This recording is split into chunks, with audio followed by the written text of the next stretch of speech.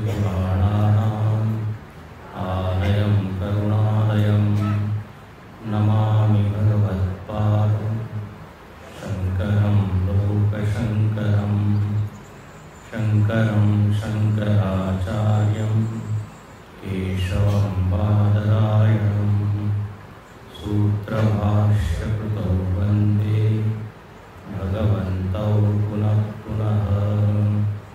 समस्तजनकल्याणे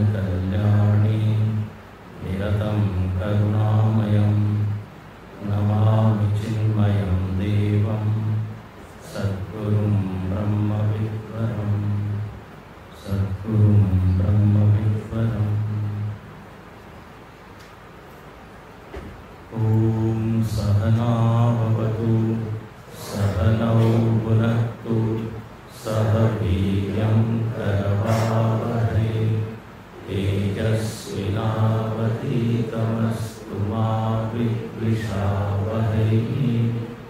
ॐ शान्ति शान्ति शान्तिः।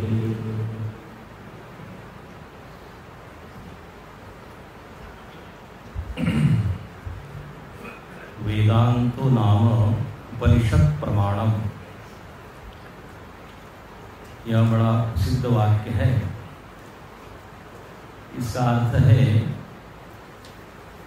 कि वेदांत जो है वह उपनिषद है और जो उपनिषद है वो प्रमाण है। तीन शब्द है, वेदांतो नाम उपनिषद प्रमाणम। तो वेदांत मतलब क्या, तो बोले उपनिषद में जो ज्ञान दिया है वो वेदांत, और यह ज्ञान प्रमाण है। प्रमाण शब्द से भी हमारा परिचय होना चाहिए। प्रमाण शब्द सामान्य व्यवहार में अलग अर्थों में प्रयोग किया जाता है। क्या प्रमाण है, ऐसा लोग बोलते हैं, क्या प्रूफ है। इस अर्थ में प्रमाण शब्द का अर्थ प्राय हम लेते हैं। क्या प्रमाण है कि वो व्यक्ति वहां गया था। लेकिन शास्त्रों में प्रमाण शब्द का एक विशिष्ट अर्थ है, ये एक पारिभाषिक शब्द है। प्रमाण मतलब प्रमाकरणम, प्रमायाः करणम, प्रमा का जो साधन है उसको कहते हैं प्रमाण। सामान्य अर्थ में, सामान्य शब्दों में कहते हैं ज्ञान का जो साधन है उसको कहते हैं प्रमाण। ज्ञान का साधन, प्रमा मतलब ज्ञान, करण मतलब साधन, और प्रमा मतलब ऐसा ज्ञान जो बिल्कुल सही हो, उसको कहते हैं असंदिग्धम, जिसमें कोई संदेह न हो। जिस ज्ञान में देखिए संदेह होता है ना, वो ज्ञान भ्रम कहलाता है, उसको ज्ञान नहीं कहते। तो प्रमा मतलब ऐसा ज्ञान जो संशय विपर्य रहित है, सही ज्ञान, असंदिग्धम। तो बोले ऐसे ज्ञान का जो साधन है उसको कहते हैं प्रमाण। धीरे धीरे बात समझ में आएगी, तो पहली बार सुन रहे हैं। अब एक उदाहरण देते हैं तो स्पष्ट होगा। अपने पास नेत्र है, नेत्र एक साधन है। वेदांत की भाषा में नेत्र को भी क्या बोलेंगे, प्रमाण। नेत्र साधन है। किस विषय में साधन है, बोले रूप के ज्ञान में साधन है। आपको यदि रूप का ज्ञान प्राप्त करना है तो आपको किसकी सहायता लेनी पड़ेगी, नेत्र। जब आप किसी फूल को देखते हैं, गुलाब का फूल है, कमल का फूल है, तो उसके रंग का ज्ञान होता है, इसी को कहते हैं प्रमा। लाल रंग का है, पीले रंग का है। अब बोले आपने जाना कैसे, किस साधन से, स्पर्श करके। स्पर्श करके रूप का ज्ञान हो नहीं सकता। वस्तु लाल है, पीली है, नीली है, स्पर्श के द्वारा आप नहीं जान सकते। उसके लिए आपको अपनी आंखें ही खोलनी पड़ेगी। आंख ही क्या है? साधन है। इतनी बात तो स्पष्ट है, कठिन नहीं है। यदि आपको किसी अन्न का स्वाद लेना है और उसका ज्ञान प्राप्त करना है कि वस्तु खट्टी है कि मीठी है, तो स्पर्श करके समझ में नहीं आएगा। यहां तक कि नेत्रों से देखकर भी आप ये नहीं बता सकते ये वस्तु खट्टी है, मीठी है, तीखी है। आप अंदाज लगा सकते हैं कि इधर वस्तु रखी है तो इधर तो स्वीट रखते हैं जनरली, तो आप अनुमान कर सकते हैं कि ये स्वीट है, मिठाई है। लेकिन आंखें धोखा दे सकती हैं, क्योंकि स्वाद के विषय में प्रमाण आंख नहीं है, स्वाद के विषय में प्रमाण जुआ है। रसना ही प्रमाण है रस के विषय में। तो ये पांचों इंद्रियां जो है इनको कहते हैं प्रत्यक्ष प्रमाण, क्योंकि शब्द, स्पर्श, रूप, रस, गंध, ये जो पंच विषय है, इनका ज्ञान यदि प्राप्त करना है तो इन पांच इंद्रियों के पास ही जाना पड़ेगा। तो वेदांत की भाषा में क्या कहेंगे कि ये प्रमाण है। नेत्र, श्रोत्र, स्पर्शेंद्रिय, घ्राणेन्द्रिय। अब आपको किसी वस्तु का गंध लेना है तो आंख से, स्पर्श से नहीं जमे, नाक ठीक होनी चाहिए, घ्राणेन्द्रिय। तो प्रमाण मतलब ज्ञान का साधन। अब यदि हमको आत्म वस्तु को जानना है, ज्ञेय वस्तु क्या है तो बोले आत्म तत्व। तो आत्म तत्व को यदि जानना है तो प्रमाण क्या है ना? तो बोले प्रमाण नेत्र आदि ये इंद्रियां तो हो नहीं सकती, क्योंकि आत्म वस्तु स्थूल नहीं है इन विषयों की तरह, इंद्रियों से परे है। तो बोले इस आत्म वस्तु में प्रमाण उपनिषद है।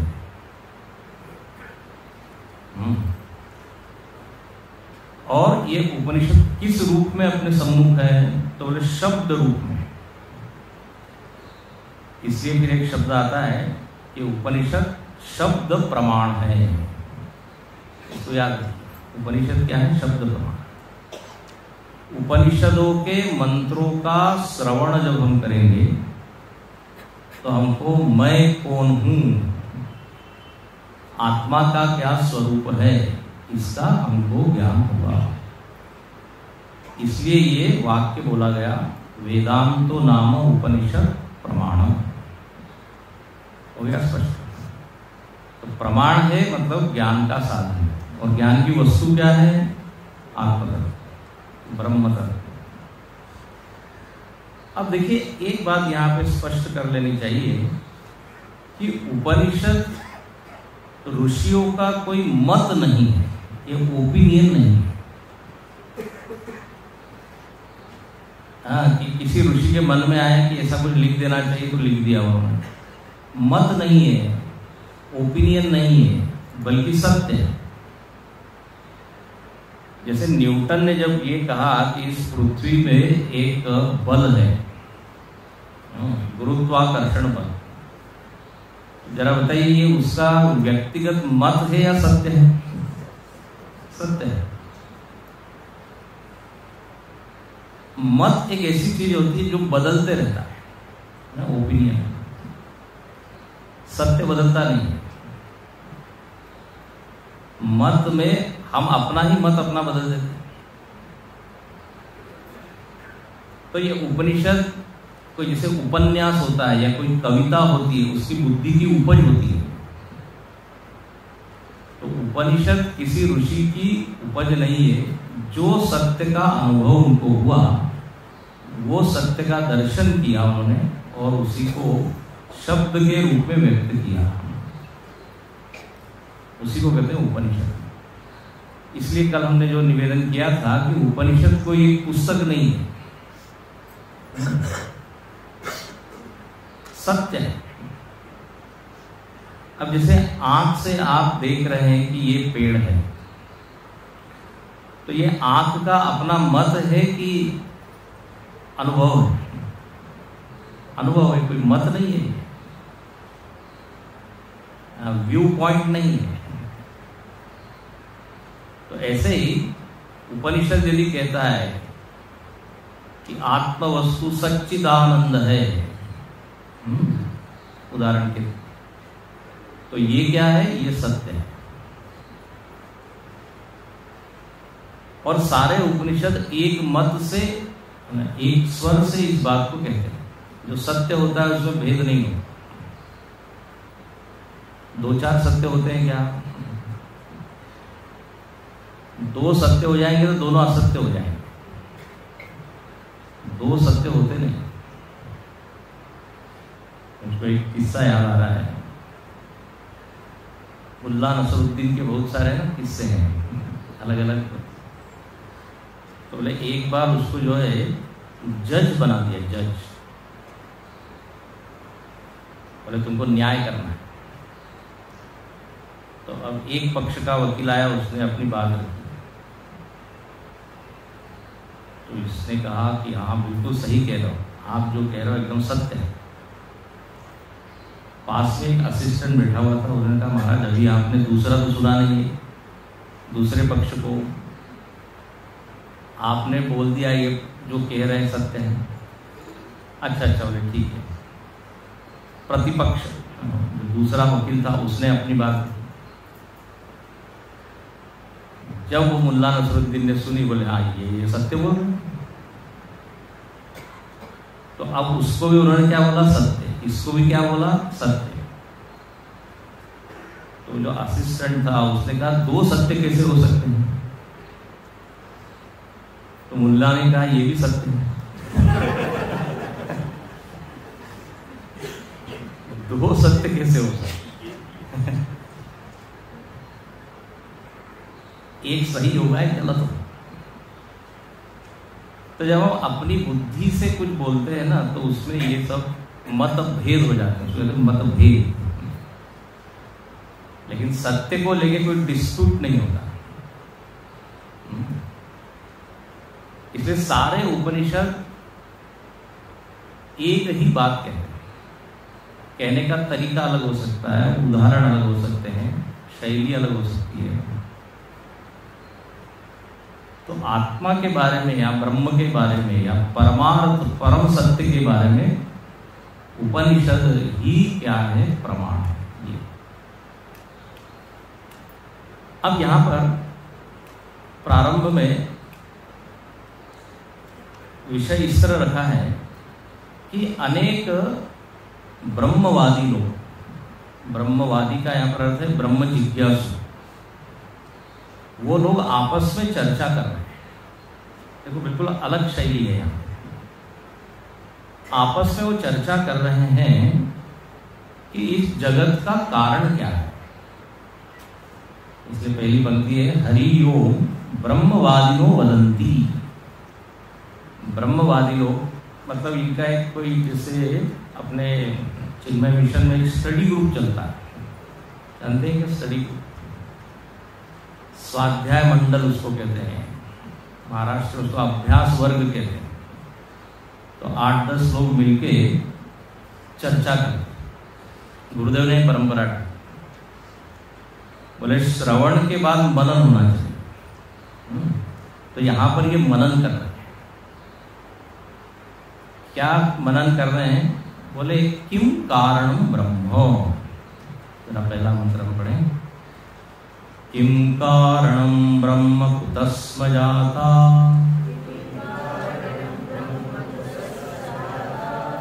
पेज क्रमांक 66। 66 मतलब हिंदी में इसको 66 कहते हैं।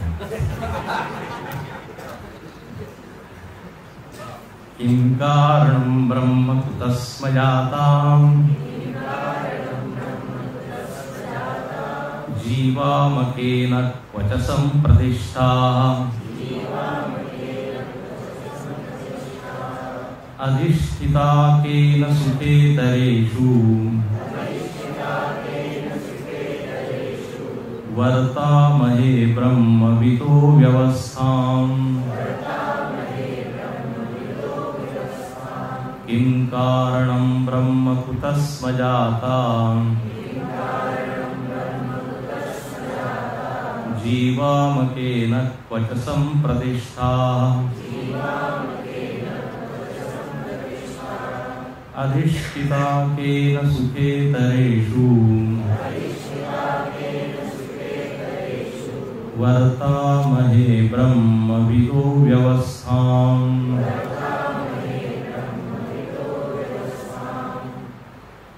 एक तो सबके हाथ में पुस्तक होनी चाहिए, ठीक है? तो मंत्रों से जरा प्रेम होगा, मंत्रों से लगाव होगा, उससे जुड़ा होगा। पुस्तक जरूर आप लीजिए और यहाँ उपलब्ध तो है ही। पहला मंत्र यहाँ पर कह रहा है कि कई ब्रह्म ऋषि लोग, चिंतक लोग, जिज्ञासु लोग विचार कर रहे हैं कि कारण किमस्ति, जगत का कारण क्या है। अलग अलग लोग अलग अलग मत दे रहे हैं, होता है ना, ऐसे एक ग्रुप होता है तो उसमें यही बात होती है, एक कुछ कहता है दूसरा कुछ कहता है। अब देखिए यहाँ पे एक बात समझने की है कि जगत के कारण की चर्चा वही व्यक्ति कर सकता है जो जगत से विरक्त हो, ठीक है ना। जिसका मन प्रपंच में, संसार में, घर गृहस्थी में फंसा हुआ हो, धसा हुआ हो, अटका हुआ हो, जो भी शब्द आपको अच्छा लगे, वो व्यक्ति जगत कहाँ से आया, सृष्टि कहाँ से आई, इसके ऊपर चिंतन नहीं कर सकता, क्योंकि उसकी बुद्धि अवेलेबल ही नहीं है। जिसका मन खाली है भोगों से, जिसके मन में इच्छाएं, इच्छाओं का तूफान नहीं है, ऐसा खाली मन सूक्ष्म विषयों का चिंतन करता है। हम लोगों को तो चिंता होती है, चिंतन नहीं होता, चिंतन नहीं होता। चिंता और चिंतन एक साथ नहीं होता। सांसारिक समस्याओं से घिरे हुए हैं लोग, बोलेंगे अरे दुनिया की कहाँ से बाद में चिंता करेंगे, चिंतन करेंगे, पहले अभी कल भोजन किसे मिलेगा पहले इस पर सोचो। हाँ, देखो जो वैज्ञानिक लोग हैं ना, वो भी याद रखना विरक्त होते, भोगी नहीं होते। आप न्यूटन को पढ़िए, आइंस्टीन का चरित्र पढ़िए, ये कोई भोगी लोग नहीं थे, दुनिया के विषयों में फंसे हुए नहीं थे, इसलिए सूक्ष्म विषयों में उनकी बुद्धि प्रवेश करती। तो जगत कारणत्व, इसकी चर्चा यहाँ है, और ये एक ऐसा बड़ा भारी विषय है। देखो दर्शन शास्त्र में ये एक आवश्यकता होती है कि आपको सृष्टि के बारे में भी आपका क्या मत है बताना चाहिए। 4 विषय होते हैं, उसको कहते हैं सृष्टि मीमांसा, तत्व मीमांसा, प्रमाण मीमांसा और साधन मीमांसा। ये 4 विषयों के ऊपर आपको बताना चाहिए। यदि आप कोई फिलॉसफी, कोई दर्शन बता रहे हैं, आपके दर्शन के अनुसार सृष्टि कहाँ से आई ये बताइए। अच्छा, प्रमाण आपने क्या माना है, जो आप अपना मत दे रहे हैं, तो उसके लिए आधार ग्रंथ क्या है। अब इस्लाम यदि कुछ कह रहा है या क्रिश्चियनिटी कुछ कह रही है, तो उनका आधार है एक ग्रंथ। न्याय है, वैशेषिक है, सांख्य है, योग, ये सब दर्शन है। तो जो भी अपना मत वो बोलते हैं प्रमाण के आधार पर। अभी अभी जैसे मैंने कहा, आत्मा के बारे में वेदांत उपनिषद को प्रमाण है, तो प्रमाण मीमांसा, प्रमाण विचार भी है। तो पहले आपको बताना है प्रमाण क्या है, फिर सृष्टि कहां से है ये आपको व्याख्या करना है। तीसरी बात है कि आपके दर्शन के अनुसार सत्य क्या है। अब आप अलग अलग दार्शनिकों को देखें तो अलग अलग उन्होंने कहा है। बौद्धों ने कहा शून्य ही सत्य है, क्षणिक विज्ञानवादियों ने कहा क्षण प्रध्वंसी वृत्ति ही सत्य है ना। ये न्याय दर्शन ने कहा नवद्रव्य सत्य है। तो सत्य क्या है ये आपको बताना है, उसको तत्व मीमांसा। और अब इस सत्य को समझना है, इसका साक्षात्कार करना है, तो साधन क्या मानते हैं, साधन विचार। अब जैसे जैन दर्शन इत्यादि में कहा अहिंसा, किसी ने कहा भाई तपस्या, ये साधन। वेदांत ने कहा श्रवण मनन निधिध्यासन। तो ये 4 टॉपिक के ऊपर सारे दर्शन जो है वो आधारित है। सृष्टि मीमांसा, तत्व मीमांसा, प्रमाण मीमांसा और साधन मीमांसा। तो अब सृष्टि के बारे में चर्चा करनी पड़ेगी। तो यहाँ पे वो आपस में बोल रहे हैं कि किम कारणम ब्रह्म। बोले हमने सुना है कि जगत का कारण ब्रह्म है, जगत का कारण ब्रह्म है। दूसरे ने कहा भाई ब्रह्म कारण कैसे हो सकता है, क्योंकि ब्रह्म के बारे में तो ये सुना है कि ब्रह्म तो अपरिवर्तनशील है। कारण तो जब बदलता है तब कार्य की उत्पत्ति होती है, कारण बदल के कार्य बनता है। सृष्टि कार्य है, और यदि इसका कारण हम ब्रह्म मान रहे हैं तो ब्रह्म को कैसा मानना पड़ेगा फिर हमको, बदलने वाला। तो बोले फिर दूसरे जो वाक्य है उसके साथ विरोध हो जाएगा। ब्रह्म तो कैसा है, नित्य है, शाश्वत है। तो देखो आपस में इस तरह, तो ब्रह्म कारण है भी कि नहीं, ये भी इसका अर्थ होता है कि ब्रह्म कारण है क्या या नहीं है, तो कैसा कारण है। कारण भी अनेक प्रकार के हैं, उपादान कारण है कि निमित्त कारण। अभी शब्दों से आप परिचित होंगे ही। उपादान कारण मतलब मटेरियल, कोई भी कार्य बनता है तो उसका एक पदार्थ होता है। घट यदि बना है, घट कार्य है, तो उसका कारण क्या है, उपादान कारण मिट्टी।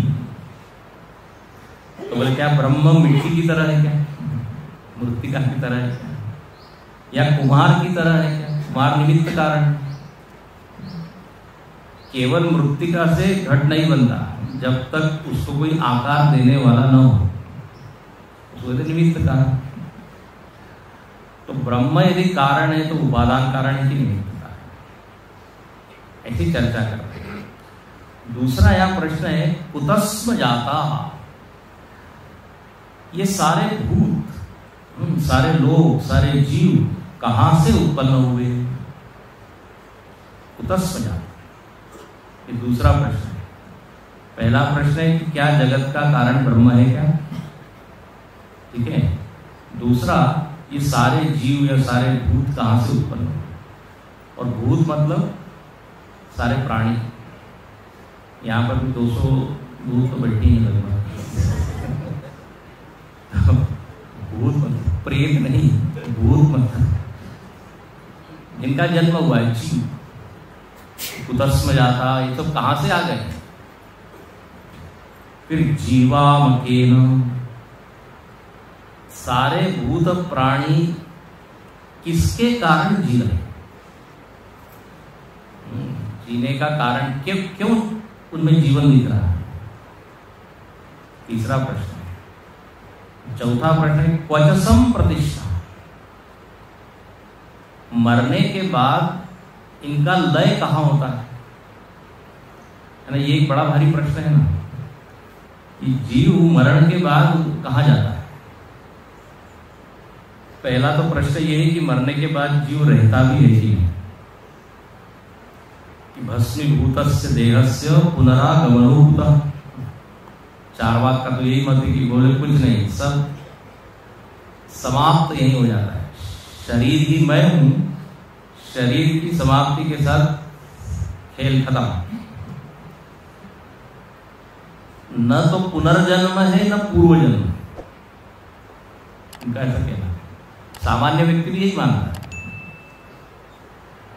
लेकिन यहाँ इसके ऊपर चर्चा हो रही। बोले नहीं नहीं, हमने सुना है कुछ जीव रहता है। कठोपनिषद में भी नचिकेता ने यही कहा ना, बोले येयम प्रेते विचिकित्सा मनुष्य अस्ति इति नायम अस्ति। कोई लोग कहते हैं कि कुछ रहता है, कुछ लोग कहते हैं कुछ नहीं रहता।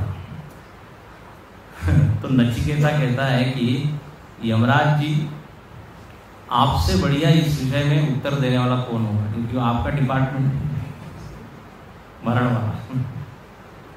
कठोपनिषद ने चर्चा वहीं से शुरू हुआ चर्चा। तो जीवा क्वचसम प्रतिष्ठा, कहाँ वो रहता है, रहता भी ही है कि नहीं।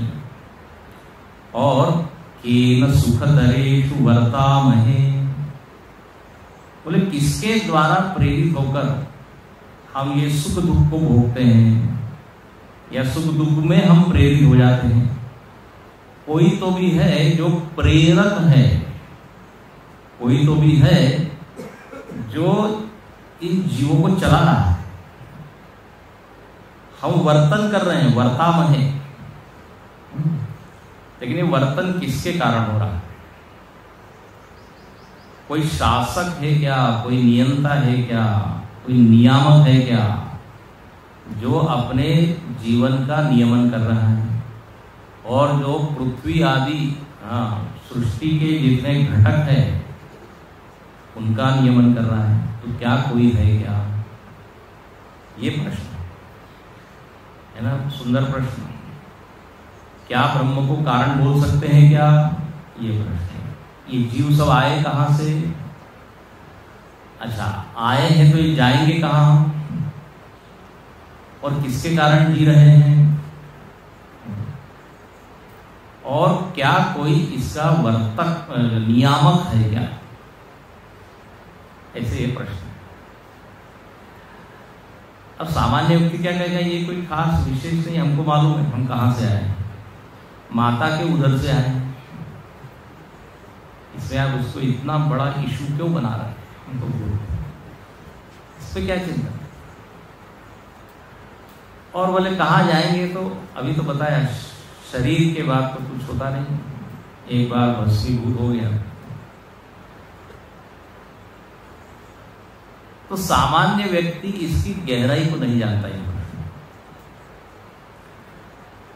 इतने यदि सामान्य उत्तर होते तो इतना बड़ा उपनिषद प्रकट नहीं होता।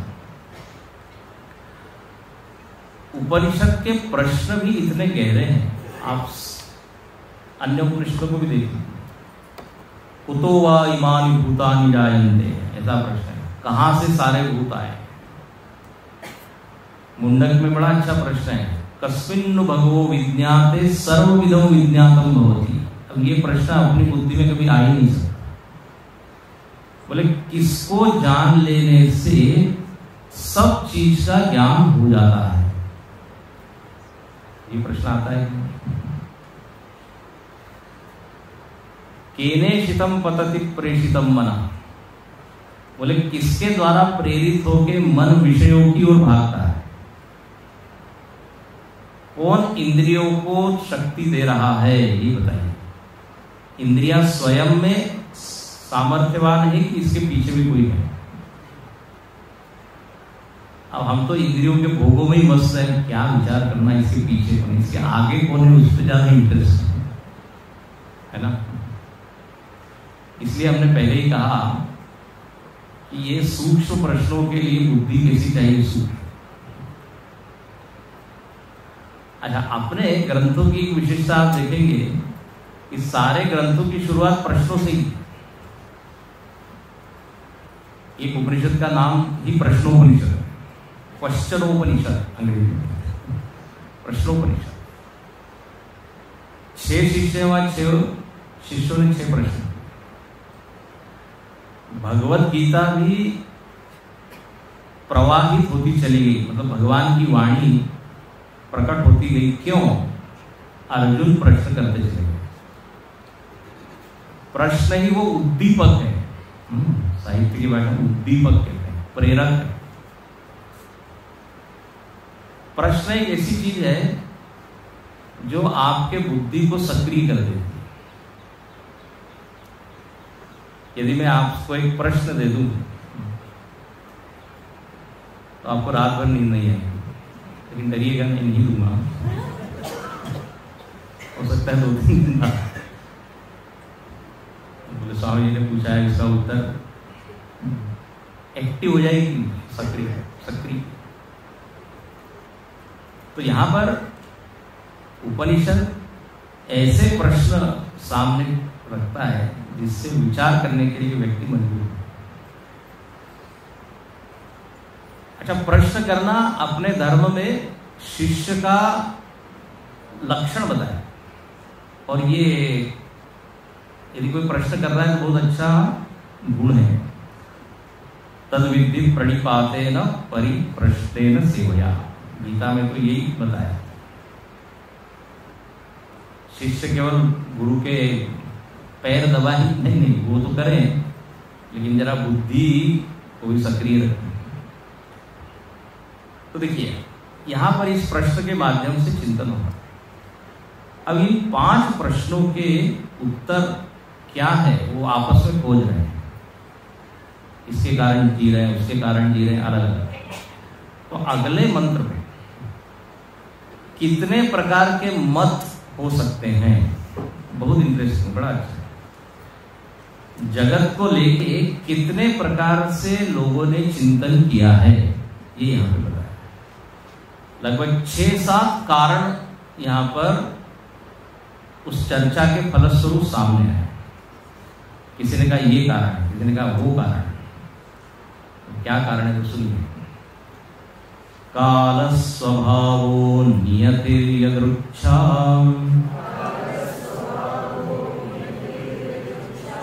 भूतानि योनिः पुरुष इति चिन्त्याम् संयोगैषां नत्वात्मभावात्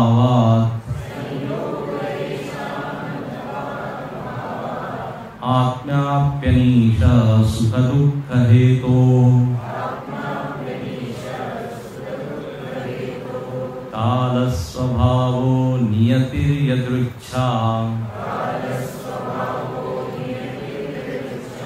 भूतानि योनिः पुरुष इति चिन्त्याम् संयोगैषां नत्वात्मभावात्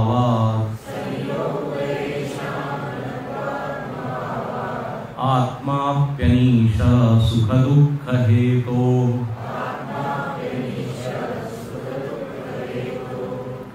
देखिए, सब लोग अपना अपना मत बता रहे हैं। किसी ने कहा कि जगत का जो कारण है वो है काल। पहला शब्द क्या है? काल, काल, समय, टाइम। बोले काल से सब चीज प्रकट है। काल एक ऐसी वस्तु है, दिखती नहीं, समय दिखता नहीं है, लेकिन समय जबरदस्त चीज है। वो बोलते ना, समय आएगा तो होगा, अभी हमारा समय ठीक नहीं चल रहा है, 7:30 चल रही है। वो ज्योतिषी के पास जाता है, बोले महाराज क्यों दुख है? बोले 7:30। फिर वो पूछता है कि ये 7:30 समाप्त होने के बाद दुख की समाप्ति हो जाएगी क्या? ज्योतिषी कहता है उसके बाद दुख सहन करने की आदत हो जाएगी। ये हम कह सकते हैं।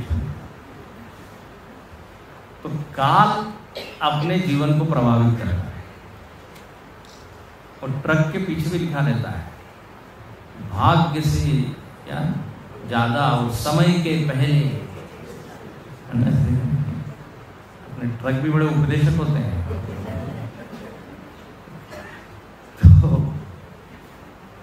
काल ही एक कारण है। काल को आप देखते तो नहीं, घड़ी को देखते हैं। कांटे का नाम काल नहीं है, जो घूम रहे हैं उसका नाम काल नहीं है। काल का अनुभव हमको देखो कैसे होता है। यहाँ बड़ा अच्छा लिखा, भूतानाम विपरिणाम हेतु, वस्तुओं में परिवर्तन को देखकर हमको काल का अनुभव होता है, काल का ज्ञान। वस्तु जब बदल जाती है ना, तब कहते अरे इतना टाइम हो गया।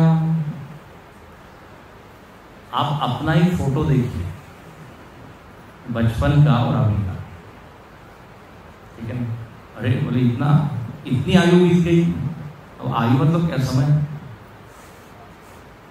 पहले देखिए सिर पर कितने अच्छे बाल थे।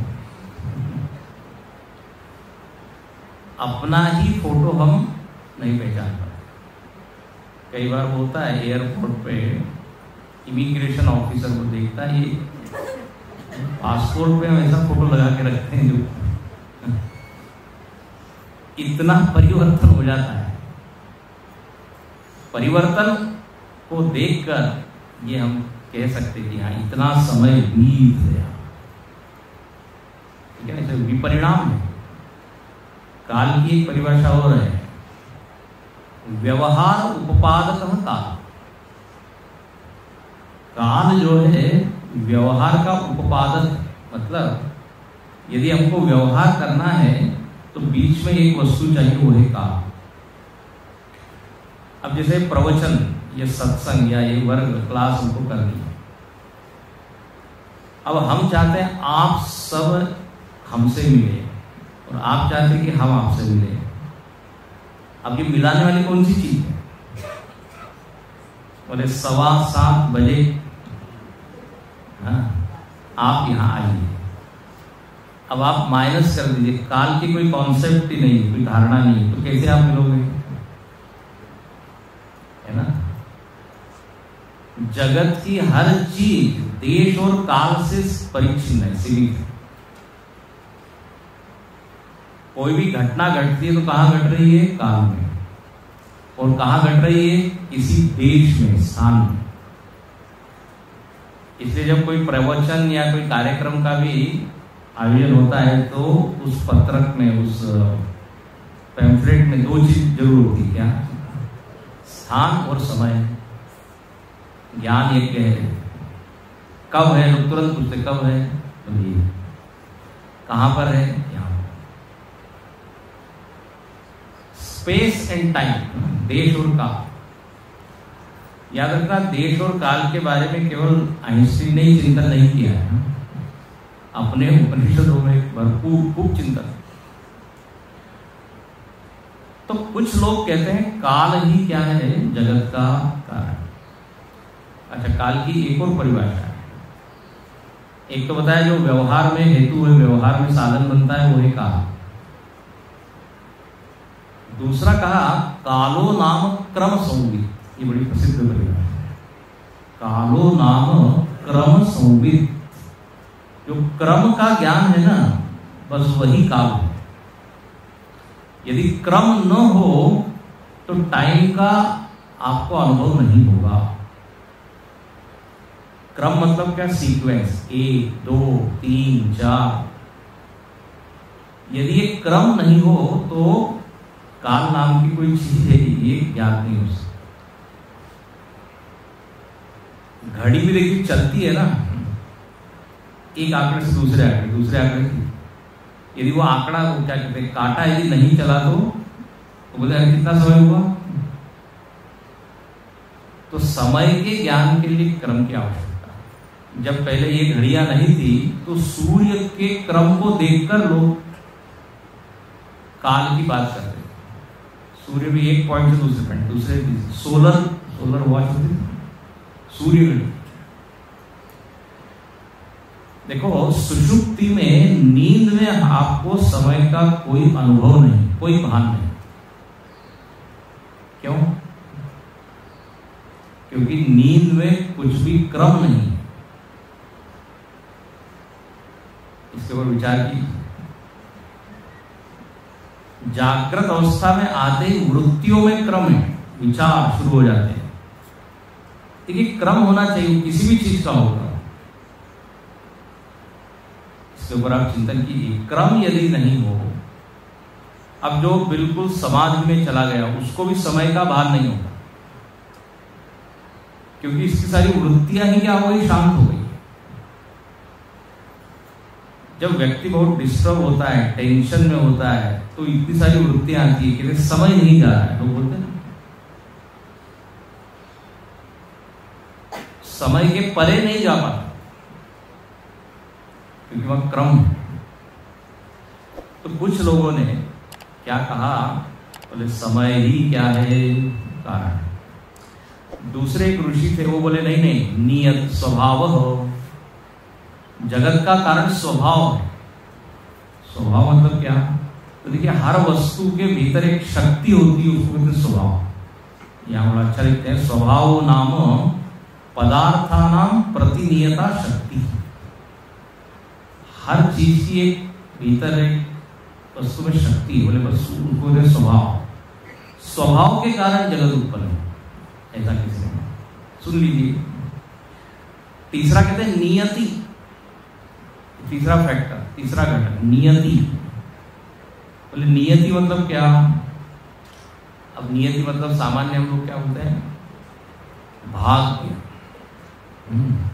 नियति में नहीं था, भाग्य, प्रारब्ध, कर्मफल, ये सब नियति के अर्थ में। बोले ऐसी ही नियति थी, इसलिए ये घटना घट गई। तो किसी ने नियति को कारण माना, किसी ने कहा यदृच्छा। बोले ये जगत के कारण की आप चर्चा कर रहे हो, जगत कैसे आया, तो बोले यदृच्छा। यदृच्छा मतलब क्या, आकस्मिक। There is no particular one reason और वन कॉज, आकस्मिक। सामान्यतः लोग यही बोलते, बोले हो गया एक्सीडेंटली, एक शब्द बोलते हैं ना, ऐसा कुछ संयोग हुआ कि हो गए, उसके कोई और कुछ कारण नहीं है, कुछ घर कुछ क्या चीजें मिला के ये सब बन गया। गुरुदेव कहा करते थे कि इस जगत में there is no accident, only incident are. मतलब कोई ऐसा संयोग नहीं है, बल्कि हर चीज में के पीछे कुछ न कुछ कारण है। हमको कारण न मालूम होने के कारण लगता है ये संयोग है। भाई हर चीज के पीछे कारण है, आप जाने या न जाने। यदि आप जान लेते हैं तो फिर वो आश्चर्य नहीं रह जाता, वो आकस्मिक हो गया ऐसा नहीं रहे। अब पेट दर्द हो रहा है, बोले अचानक देखिए पेट दर्द शुरू हो गया, डॉक्टर कहता है अचानक वगैरह कुछ नहीं, रात में आपने बढ़िया से हाँ जितना खाना चाहिए था उससे थोड़ा ज्यादा खाया है या गलत खाया है। अब हमारे लिए वो अकस्मात, देखिए अकस्मात शब्द बड़ा अच्छा है संस्कृत में। अकस्मात मतलब तस्मात, कहां से वो हुआ ये नहीं मालूम, तो हम क्या बोलते थे, अकस्मात, अचानक। और फिर उस घटना को देख के आश्चर्य होता है कैसे हो गया। लेकिन यदि उसका कारण मालूम हो जाए तो फिर आश्चर्य नहीं। गुरुदेव उदाहरण दिया करते थे ये बिजली का। कोई गांव से एक व्यक्ति आया शहर में, गुरुदेव बड़ा उसको नाटकीय ढंग से पेश, और थोड़ी गर्मी लग रही थी, तो गुरुदेव उठे, उन्होंने स्विच ऑन किया, पंखा घूमने लगा, हवा चल रही। वो व्यक्ति कहने लगा, स्वामी जी आप जादूगर हैं, बताइए एकदम हवा चल रही है, घूमने लगा कैसे। बहुत ज्यादा बोले हवा चल रही है, तो गुरुदेव उठे और बंद किया, बंद हो गया। अरे स्वामी जी आप लगता है कोई योगी है। गुरुदेव ने कहा अरे ऐसी बात नहीं है, इसके पीछे एक शक्ति है, उसका नाम है क्या, विद्युत शक्ति। ये अकस्मात नहीं घूम रहा है, यदृच्छा नहीं है, इसके पीछे कारण। बोले क्या होती है इलेक्ट्रिसिटी। अब गुरुदेव बड़े समझाते एनर्जी है और उसके कारण बल्ब में प्रकाश है, ट्रेन चलती है, सब उसको समझ में नहीं आ रहा है। गुरुदेव ने कहा देखो आपको समझना है तो फिर अब आपको एक योग करना पड़ेगा। योग जैसे कर्म योग, भक्ति योग होता है।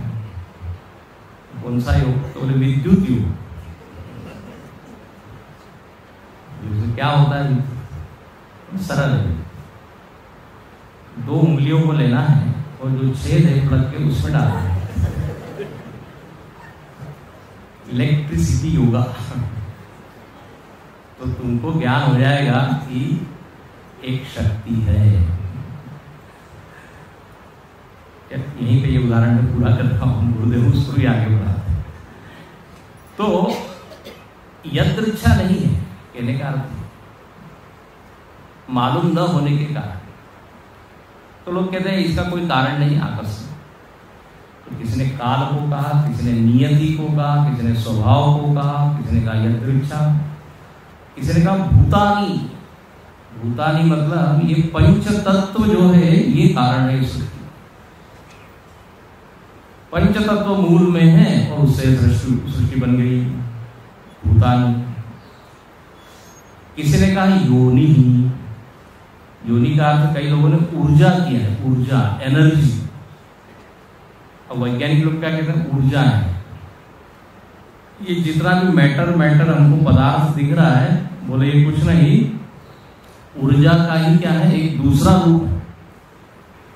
ऊर्जा ही अलग अलग रूप ले लेती है, तो उसी को क्या बोलते हैं? पृथ्वी, सूर्य, चंद्र, ग्रह, नक्षत्र। सो ऊर्जा इज द कॉज, कारण। ये आपने सुना होगा। अच्छा, किसी ने कहा पुरुष।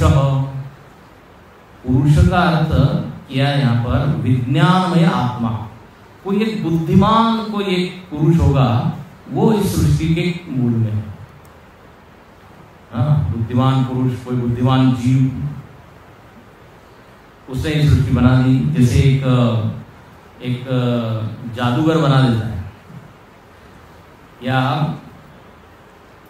जैसे विश्वामित्र जी ने स्वर्ग बनाया, जानते हैं, अपने योग बल से। तो हो सकता है कोई ऐसा योगी हो जिसने सृष्टि बना दी। तो देखो इतने सारे कारण यहां पर गिना दी, चर्चा हो रही है।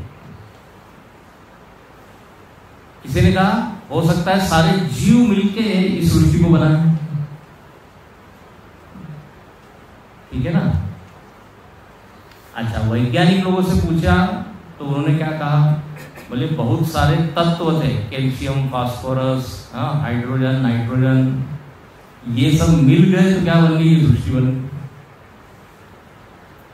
एक आपने सुना होगा, एक सिद्धांत है उसको बिग बैंग थ्योरी।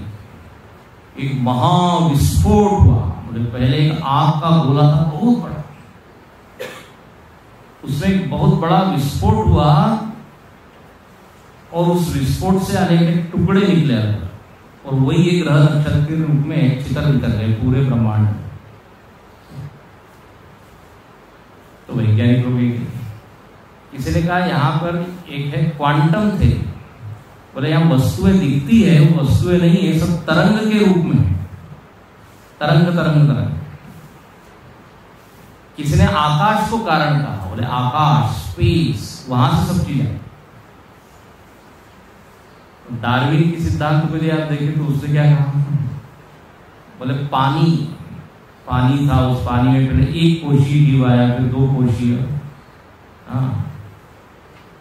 फिर क्या अमीबा कहते हैं, फिर मछली, और फिर मेंढक, और फिर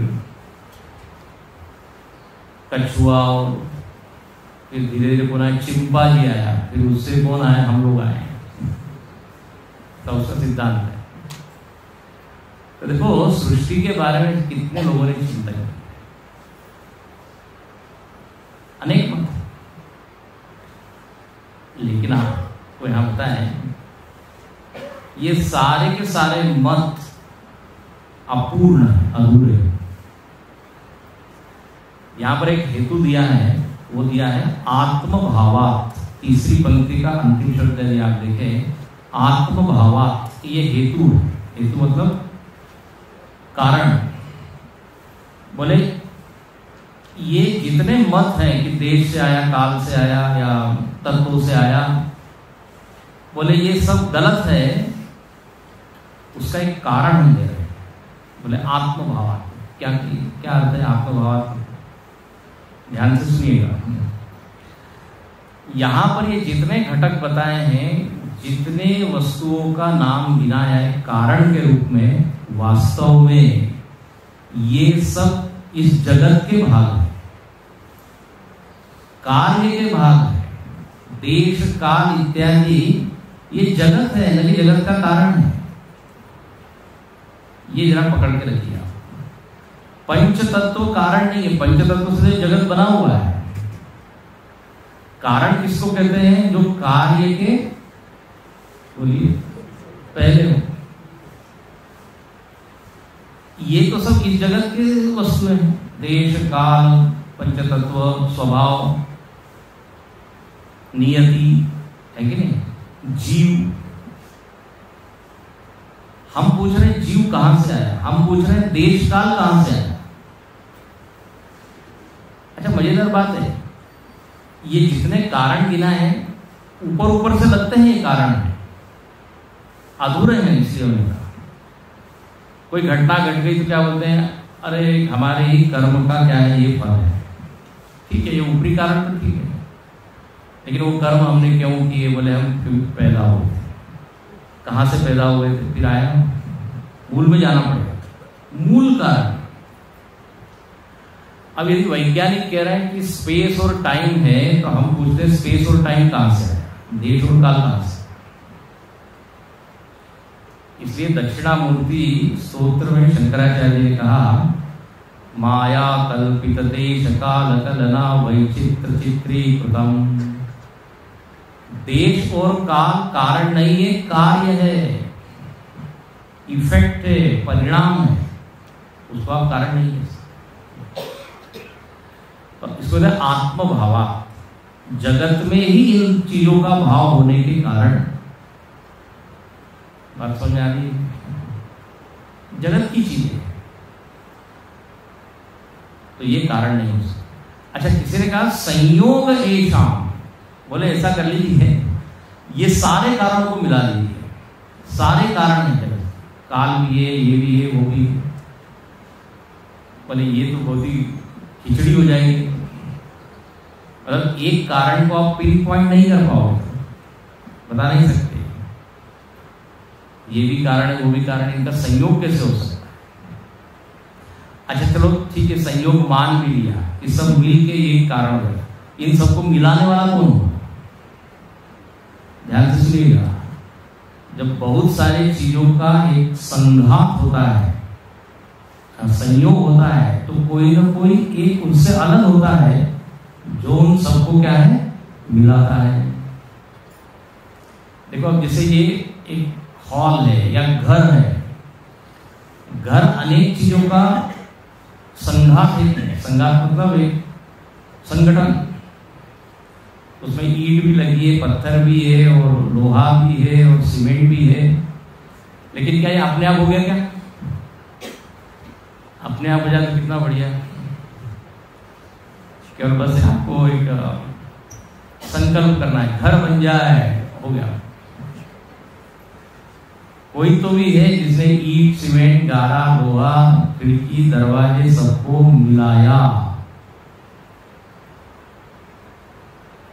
तो संयोग आप मान रहे हो कि सब कारण है, अरे बट कौन है? कोई ना कोई होगा बनाने वाला। इसलिए संयोग ऐशाम न, इसे सब मिल के कारण हो गए, ऐसा नहीं। और ये जो जीव है, किसी ने कहा जीव ही कारण है, अरे जीव स्वयं ही जगत की प्रॉपर्टी, जगत की वस्तु है। और जीव स्वयं प्रश्न कर रहा है कि भगवान ने क्यों बनाया मुझको, इतनी परेशानी है। लोग एकदम आध्यात्मिक प्रश्न करते हैं, बहुत दुख होता है, भगवान ने दुनिया आखिर बनाई क्यों, मैंने ऐसा क्या किया था, मैं कौन हूं? आध्यात्मिक हो जाते हैं। तो जीव स्वयं दुखों को झेल रहा है, वो कारण कैसे होगा? उसको ही मालूम नहीं दुख का कारण क्या है। तो यहाँ सारे इन घटकों का क्या कर दिया? निषेध कर दिया, क्योंकि ये जगत की ही सारी वस्तुएं हैं। बोले हाँ ये बात तो सही है। बोले फिर अब इनसे भिन्न कोई कारण होना चाहिए। अब क्या किया इन सब लोगों ने? तो कहते सब लोगों ने ध्यान किया। और जरा ध्यान करके हम देखते हैं कि क्या कारण हो सकता है, क्योंकि ये सारे कारण अधूरे हैं, अपूर्ण हैं, ऊपरी ऊपरी। तो ध्यान किया, और ध्यान का परिणाम क्या हो गया? उनको स्पष्ट हुआ कि जगत का कारण क्या है। देखिए एक बात याद रखिए, नियम है विज्ञान का, यदि कार्य है तो कारण तो होना ही चाहिए। If there is an effect, there has to be cause. कोई भी घटना, छोटी से छोटी घटना क्यों न हो, कारण तो होगा ही। अब जैसे आप यहाँ प्रवचन सुन रहे हैं, विनोद के लिए बोल रहा हूँ, प्रवचन सुनते सुनते नींद आ गई, ऐसा हो सकता है, सुबह का समय है। अब नींद आ गई तो कोई कारण है कि नहीं? 2-3 कारण हो सकते हैं, थके हुए हैं, या नींद पूरी हुई नहीं है, या उन्हें विषय कुछ समझ में नहीं आ रहा है, क्या स्वामी जी बोल रहे हैं, मुझे बेटर थोड़ा एक झपकी ले लेते हैं, उसमें ज्यादा आनंद है। अब देखिए कारण मीमांसा हो रही है। नींद के अनेक कारण, कोई भी घटना कार्य है तो कारण होना ही चाहिए। अब ये सारे कारणों का तो निषेध हुआ, तो अब क्या कारण है? तो अब हम तीसरा मंत्र पढ़ते हैं और क्लास यहीं पूर्ण करते हैं, क्योंकि इसका भी कारण है, समय हो रहा है। ते ध्यान योगानुगता अपश्यन् देवात्मशक्तिं स्वगुणैर्निगूढाम् यत्कारणानि निखिलानि तानि कालात्मयुक्त्यान्यधितिष्ठते कः ते ध्यानयोगानुगता अपश्यन् देवात्मशक्तिं स्वगुणैर्निगूढाम् यत्कारणानि निखिलानि तानि कालात्मयुक्त्यान्यधितिष्ठते कः।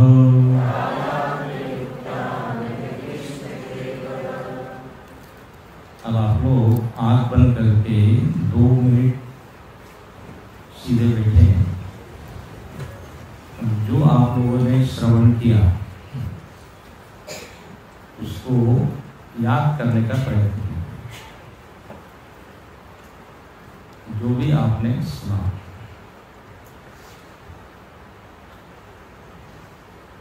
विचारों को पीछे पीछे ले जाइए। अंतिम में क्या विचार हुआ, उससे पहले क्या हुआ, उससे पहले क्या विषय था।